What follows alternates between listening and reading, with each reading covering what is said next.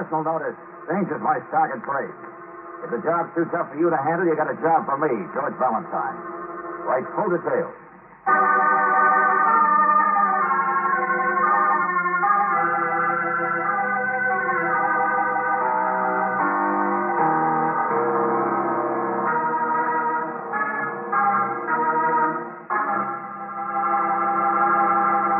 Greetings, mystery lover, and welcome to another Let George Do It adventure. To say that this story is intriguing would be putting it mildly. Unless, of course, you can figure out who, what, where, why, or when Tongalani is, was, or ever has been. Now, I'm not doubting for one moment your talent for sleuthing. But since George Valentine had such a rough time with the problem, why not save yourself the trouble and listen to how he did it?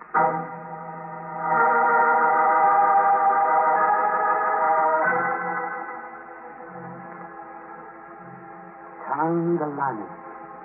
The sandy whisper of palm trees is in your ears. Tongalani. The voice of soft water on a coral beach. And the world and the past are as distant as waves on a far-off reef. Tongalani. The voice of moonlight, of despaired hopes fulfilled, of life begun anew. Tongalani. The voice of love itself.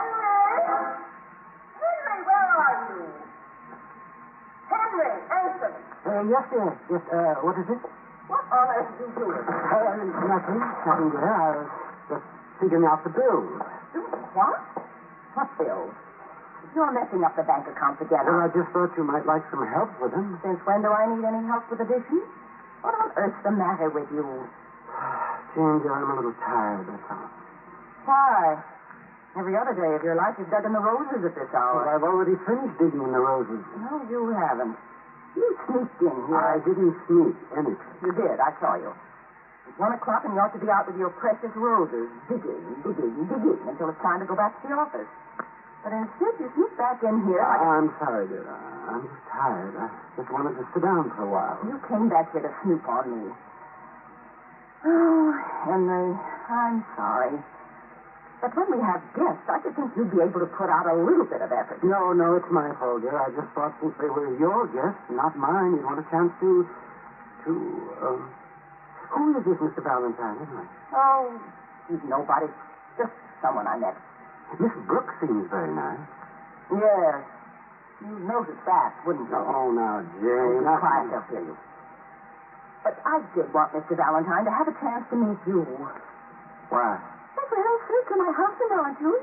Or have you forgotten? My dear, it's after 1 o'clock already. Oh, why, yes, Mr. Valentine. Right in here. I was just seeing if Henry wouldn't join us. Oh, hello, Mr. Valentine. Miss Brooks. Hello, Mr. Sauter. We've been out admiring your rose garden. Oh, yes, it's my little hobby. Thank you, but if you'll excuse me now. Oh, well, stick around, Mr. Sauter. We barely had a chance to meet you. And your wife has talked about you so much. She has? Why? Oh, well, I don't understand. Well, Henry, it's... No, please, no, excuse me. I'm not a very interesting person, I'm afraid. Jane can tell you all there is to know about the roses. Besides, I barely have time enough to change my clothes to go back to the office. I'm glad to have met you. Excuse me. Goodbye.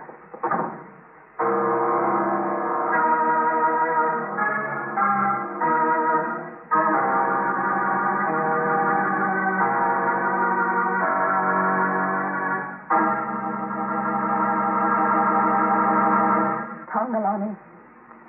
Oh, Tongalani. No. Take it easy, Mrs. Sauter. Did you see how he looked? How he ran out of here like a frightened little rabbit. Well, yes, but your husband's hardly the criminal type. All this mysterious talk about Tongalani when you first got in touch with me. Oh, I didn't think it had anything to do with crime. But the way he's been Tongalani. George, don't you think you ought to tell her what we found out? We've been married 25 years. He's never done anything except dig in his precious garden until I can't stand it. I know, sure. He's 47 years old. I've been everything that a wife should be. He's been helpless without me. He doesn't make friends easily, you know. He doesn't do anything easily. In fact, he seldom does do anything. That's why it made me so upset. Mrs. Sauter, stop it, please. I know how you feel, but listen to me. Now, you wrote me a letter. Your husband's up to something. You want to know what it is? I never in my life thought I'd have to go to a detective, let alone on a matter involving... I know. He's not the type to be mixed up in anything more dangerous than rose thorns. Well, I started with this word Tongalani. You were worried about it. I looked it up as a location, a place, and there isn't such a one. Well, he was saying it in his sleep over and over again, and he's so different these days. I know, but Tongalani's not a place, Mrs. Salter. So we checked that off. And the word doesn't seem to mean anything in anybody's language. Check number 2. So we went to work on some of the other leads you gave us. His business. You investigated his... Your husband's made a lot of money in his business, even if he hasn't made plans to make you happy. But there's never been a manufactured product called Tongalani or an advertising slogan or anything. The way he'd disappear for hours at a time. And when I asked him about it, he almost fainted. I told you that, didn't I? And his lying. He's never lied to me in his life before. Yes, Mrs. Salter, you told me everything, and I investigated everything. Wait a minute. There. Huh? It's Mr. Richter. I asked him to stop by a minute to meet you. Who? Emil Richter. He's about the only close friend Henry's ever had, I guess. They met a couple of years ago. But of late, Henry's been just as strange to him as he has to everyone else. Mrs. Salter, I don't have to see anybody, not anymore. Well, he's practically great, Mr. Richter, and he used to come to dinner nearly every week. I've never talked to Mr. Richter about my worries, but I thought if you could question him, you might know something that we... Here. Hello, Mr. Richter. Come in. Please, come right in. Afternoon, Mr. Salter. I got your note. I understand you want me to meet somebody by the name of Valentine. What on earth is it all about? Yes, that's right, me, but not today. Huh? Oh, hello. Where's Henry? Look, I'm sorry, Mr. Richter, but I won't have time to talk today. Do you mind? I'll give you a ring. Explain it later. But I asked him... If it's all right with you, we'll skip it, Mr. Richter, huh? Perhaps another time. Well, sure, but please do give me a ring. I'd love to know what it's all about. Yes, thanks a lot, friend. Goodbye. Mr. Valentine, really? Lady, you listen to me. I wouldn't have taken your case if I'd known what it was in the first place. Now, you showed me some of these notes in your husband's handwriting. Were they all folded like this, incidentally? Oh, I didn't touch them. But I saw through my fine... Romantic claptrap. Escapist stuff. Dreams of the South Seas. Can life begin at 47? But all right, because I'm curious, I run down the leads you give me. Tongalani. And the name of some jewelry company you found checked in the phone book. We went to that company, Mr. Salter. Your husband had ordered something from them with that same name engraved on it. Name? Sure, of course. Tongalani is the name. Symbolic one, probably. Not a real name, I guess. But the locket it was to be engraved on was real enough. No. Yes, it was 3 months ago. Mr. Salter paid $500, and the locket he ordered was shaped like a heart. Tongalani, shaped like a heart. Mr. Valentine, there must be some other explanation. And that's not all. We found his car, like you said, when he was supposed to have been here at home. Yes. On Tuesdays and Thursdays, he's always late. It was parked in an alley behind the Pacific Museum. And a cop says it's been there before. Museum? Where people sometimes meet other people, Mrs. Salter. And it's been parked in front of Pan American Airlines, too. Where? But in the museum, there was a guide who had seen her. A nervous middle-aged woman waiting. No, I won't believe it. You've got to believe it, lady. I caught a glimpse of our mysterious Tongalani myself getting into his car. Oh, he said he has to work late at the office. He said... Your husband has a girlfriend, Mrs. Salter. A girl he dreams of and calls Tongalani. That's the big mystery. Yeah, I know. I don't like it either. But now you know why I don't want to go on any further. Oh, you suspected that yourself, didn't you, Mrs. Salter? You just hoped we'd find something different. But what will I do? He wouldn't run away and leave me. He couldn't. 25 years I've taken care of it. I'm afraid it's your problem now, Mrs. Salter. I couldn't believe it. Anybody but Henry. He's so dependent. Afraid of his own shadow. Don't bother, Mrs. Salter. We'll let ourselves out. But who is she? Who is that awful woman? I suggest you talk it over with your husband. Yes. Yes, I will. All right, come on in. Oh, George, I feel so sorry for her. Put an ad in the paper and you become Dorothy Dix. Yeah, so we made somebody unhappy. Let's go home. Yeah, all right. Remind me to turn down the next 5 feet. George, that's the wrong door. I know it. It's the room Mr. Salter was in before. He'd been writing something. What? Didn't you notice ink stains on his hands? The loose pen on the desk? Here we are.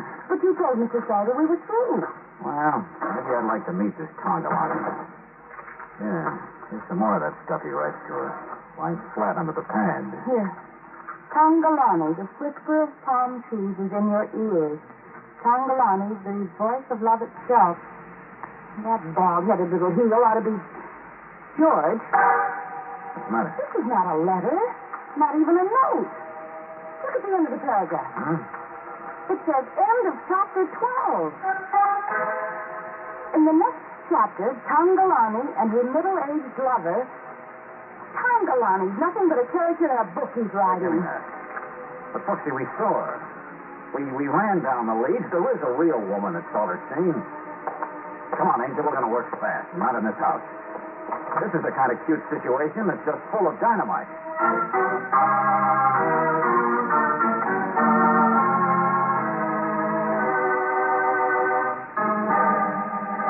Henry, what on earth? I thought you'd already left for the office. No, just picking up some things here. You, haven't been into this desk drawer, have you? Me? Why should I waste my time in your precious desk? Why? What's the matter? Oh, nothing. I just, how did your visit with Mr. Valentine and Miss Brooks work out? Beautifully. Oh, but I won't bother with them anymore. There's no need to. They're such stupid people. You know they spent hours telling me a ridiculous story about a man who ran away from his wife. Did they? Oh, really, dear, I don't see it. Oh, never mind. You never see the point to anything. Oh, go on, get back to your office. The sooner you go, the sooner you're back, so you can dig in that precious rose garden. Oh, by the way, that reminds me. There's a sack of quicklime out in the tool shed. What? Yes, the gardener must have made a mistake. I didn't order it. Did you? No, of course not. Oh, well, that's not important. Stupid mistake, I guess. That's all. So goodbye, dear. Goodbye, Henry, dear.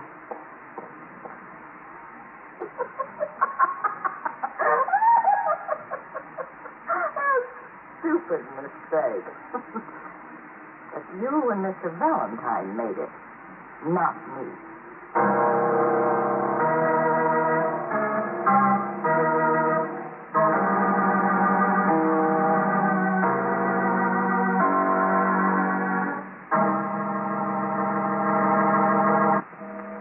Tongalani.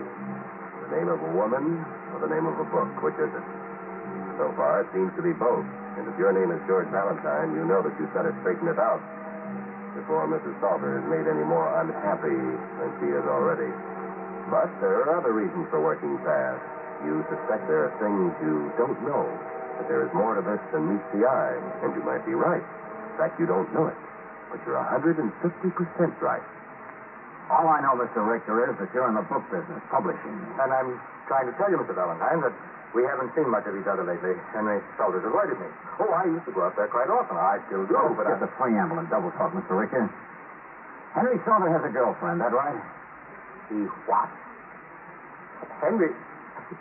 What's so funny? Well, you've seen him. Don't you think it's funny? A more prosaic, moral man never lived. That's what his wife tried to believe. I'm afraid Jane wears the pants in that family. But I'm afraid she also wears the only color or imagination or ability to meet... You're lying, Buster. I beg your pardon. Look, I know I'm intruding on the personal affairs of personal friends of yours. You think Henry Salter isn't the type to kick over the traces. Well, neither did I. But I've proved to myself that he's doing it.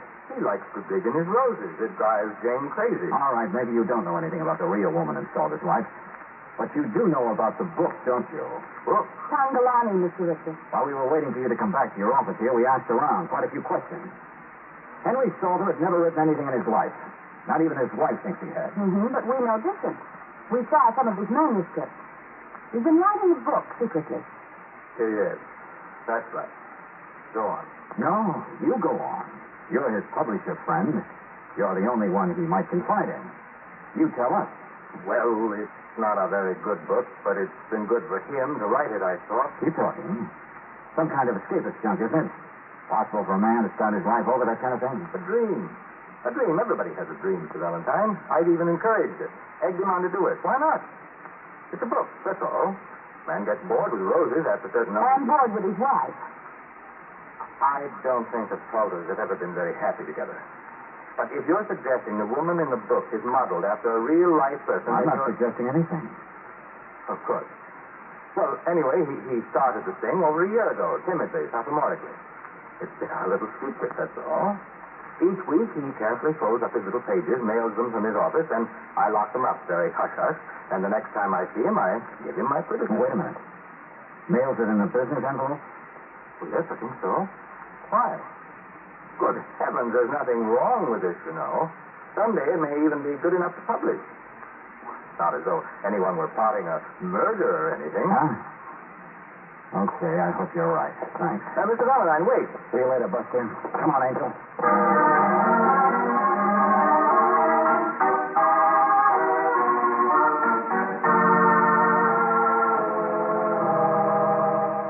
What is your husband? He went to the office after he left and hasn't come back. Ask Tongalani. I'm not his keeper. I wouldn't lay any bets on that. What are you doing here?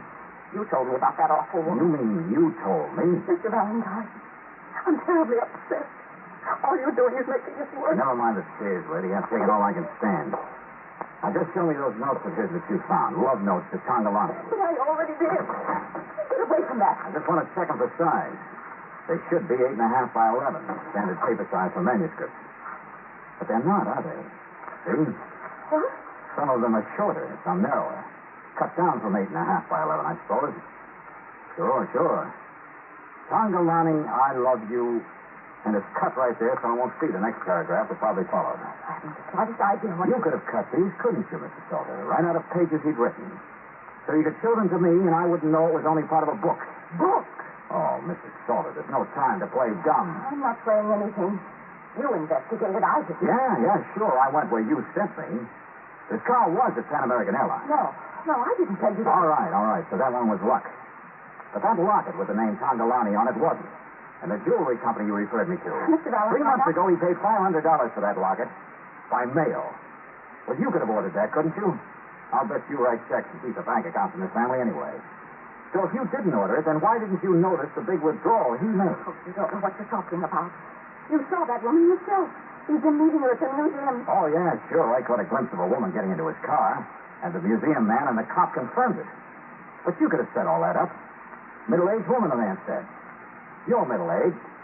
The car seemed to confirm his presence. But who else would have the keys to it? Well, you, naturally. Stop it. I might be wrong, Mrs. Stoller, but you hired me for a sucker, didn't you? Your husband could no more have a girlfriend on the side than he could fly to the moon. So why did you hire me to investigate and confirm the fact that he did? Lady, you and I are going to... Wait a minute. Yeah, but... I called Mr. Salter's office and I talked to his secretary. She says Mr. Salter hasn't been there all afternoon. What? He left here. He did. I'm sure he just... Hold it, I'll get that. Now, I got a little worried after you left me. I tried to reach Henry. He hasn't been in his office all afternoon. We already know. But where is he? I tried his club. I tried every place. He hasn't been seen since lunch.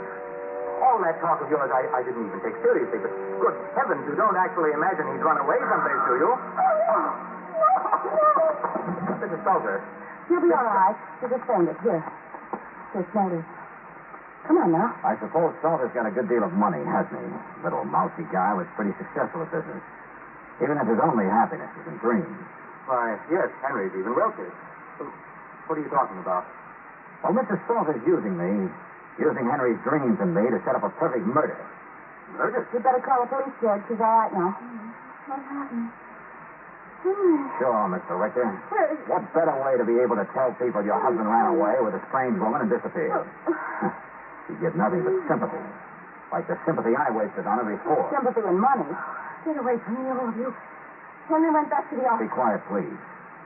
I want to tell you how people fold letters. You what? George, what are you talking about? Mrs. Salter, you made a slip. Those manuscript pages of your husband's you clipped, those mysterious notes found, he kept them flat in his desk. Stop talking about that. Then he took them down and mailed them from his office in an ordinary envelope. Is that right, Mr. Richter? Why, yes, of course. Mrs. Salter, you shouldn't have admitted that you hadn't made the fold marks on them. Because that means you got your hands on them after they'd been to the publisher. But I... Yeah, sure. Think fast, Mr. Richter. Because that means you're tied into this, too. It certainly does now. There's no time to argue now, Buster. How could she have got those choice selections unless it was from you? Now, see here, I'm worried about my You said friend. you egged him on, didn't you? The poor little aspiring writer. I suppose you practically told him what to write. I won't listen to any more of this. You and his wife encouraging him to go hog wild with that dream until you had just what you wanted. A neat conspiracy for murder. Oh, no, you don't. Stand still. I'm not trying to go any place. Let go of me. Yes, you are, Buster. You're going someplace right now. Look out. Don't. Emil, darling. Oh, yeah, Mr. Slaughter. I didn't have any reason to hit him. But my clues weren't worth much. Emil Darling is a lot better.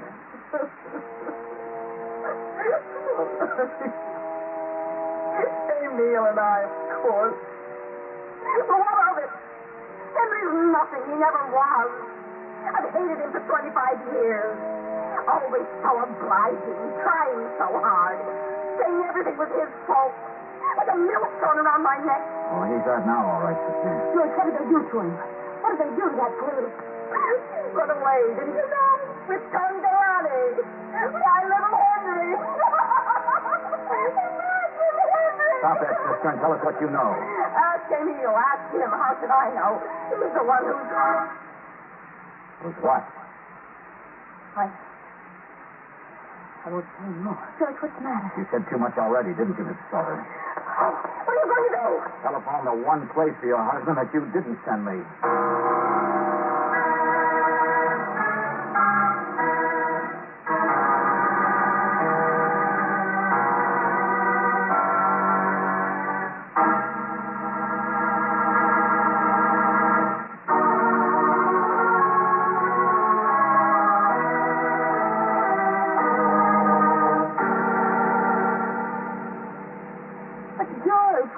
Just a chance, Angel, just a chance. But you got the police, and they haven't found him yet either. There's that quick line Mr. Salter bought, but it hasn't been used. Hello, Stefano, will you? But it was Mr. Richter. Did he have time to do it? Didn't he act like she'd done it? The same way she didn't faint until she thought he'd done it? Does it make any sense either one of them would have done it the same day we were here to play sucker? George. Oh, I don't know, I tell you. But they kept encouraging Henry. And our being here would have encouraged him plenty more. Poor little dopey guy, the sap, the joke, the dreamer. Only, just suppose when he wrote that book that... Hello. Hello, Mr. Valentine. I'm sorry to keep you waiting. I'm the passenger agent for Pan American here in San Francisco. Yeah, well, did the other guy tell you what I wanted? Yes, and the man you described is here, Mr. Henry Salter. What, George, what? He's just checking in his suitcase. He has a ticket for Honolulu, then Tahiti, Samoa, someplace. Only look, this man Salter, what's wrong with him? Wrong with him? Sure, he's all excited, like a kid. Says he's going to look for something called Tongalani. To find a Tongalani, well, what in heck is a Tongalani anyway?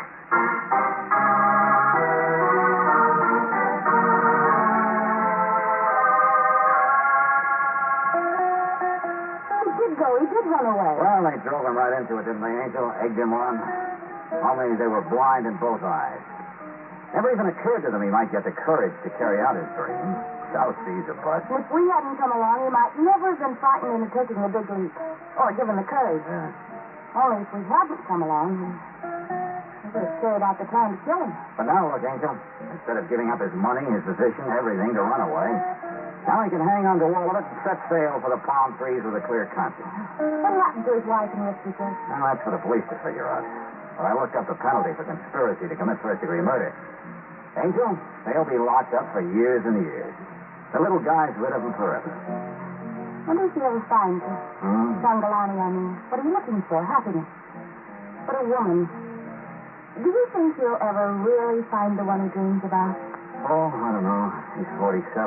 Not much to look at. I hope he does. I suppose a smarter man would get an earlier start. Maybe look closer to home. I mean, don't you think so? Or am I being too subtle? Not at all. It's a pretty name. Tongalani. Sure, thank you. When I'm 47 and I've saved up enough money to go to the South Seas looking for a mate, all right, take it easy, Angel. Wouldn't sound very good anyway. Tongalani Valentine.